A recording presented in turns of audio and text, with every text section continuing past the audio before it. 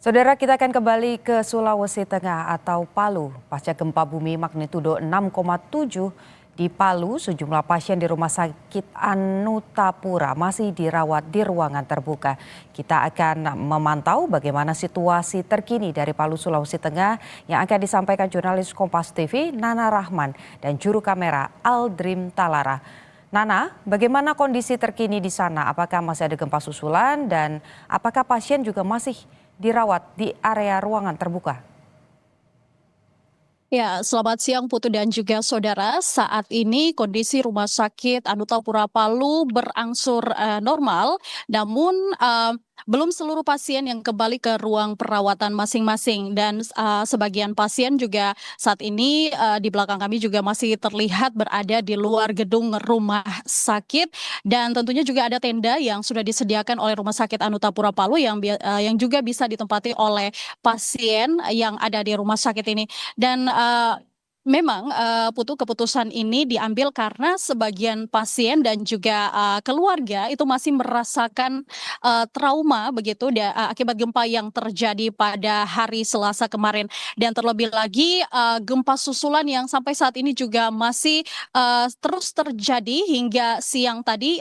Kemudian juga ada pula saat ini pasien yang sudah kembali ke dalam ruangan begitu untuk melanjutkan proses perawatan setelah mendapatkan penjelasan juga dari pihak rumah sakit bahwa kondisi bangunan atau area rumah sakit ini dinyatakan aman. Nah, kemudian pihak rumah sakit Anutapura juga memastikan bahwa pelayanan kesehatan itu tetap berjalan dengan normal. Begitupun juga dengan tenaga medis yang pastinya juga terus memberikan pemantauan dan juga penanganan baik kepada pasien yang berada di dalam gedung rumah sakit dan juga yang memilih berada di luar ruangan. Putu. Mhm. Singkat saja Nana, kalau tadi Anda menyampaikan bahwa masih ada gempa susulan yang juga terasa, apakah di sana terpantau ada kerusakan dari bangunan rumah sakit dan apakah kemarin juga sempat ada korban begitu yang kemudian mulai berdatangan ke rumah sakit?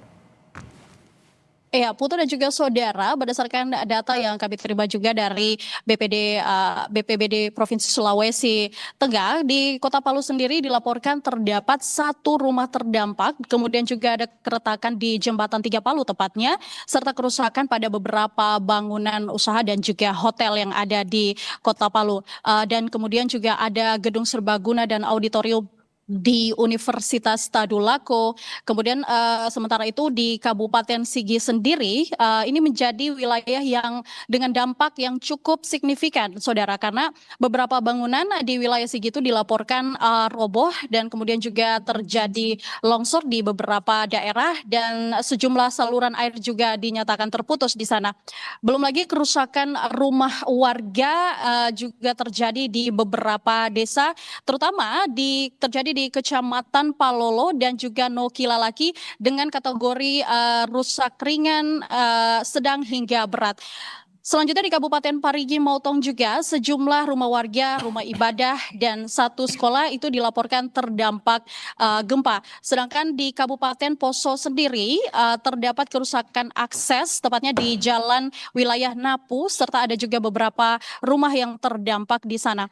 Dan untuk data korban sendiri, dari informasi yang kami dapatkan dari BPBD Sulawesi Tengah, mencatat satu orang meninggal dunia di Desa Ampera, tepatnya Kabupaten Sigi, diduga akibat serangan jantung saat kejadian gempa. Dan selain itu, saudara, juga terdapat puluhan warga yang mengalami luka ringan dan juga berat yang saat ini tentunya juga sudah mendapatkan penanganan medis. Dan perlu juga kami sampaikan, saudara dan juga Putu, bahwa hingga sampai saat ini berdasarkan informasi yang kami dapatkan dari pemantauan BMKG, tepatnya pada informasi terakhir dari pukul 8.30 masih terjadi susulan gempa hingga 466 kali. Putu. Oke. Masih ada gempa susulan yang kemudian dirasakan sejumlah fasilitas hingga rumah warga juga terdampak. Kita harapkan seluruh warga bisa kemudian ada di tempat yang aman dan juga tidak ada korban jiwa yang bertambah. Terima kasih laporan Anda jurnalis Kompas TV Nana Rahman dan juru kamera Aldrim Talara dari Palu. Selamat bertugas kembali.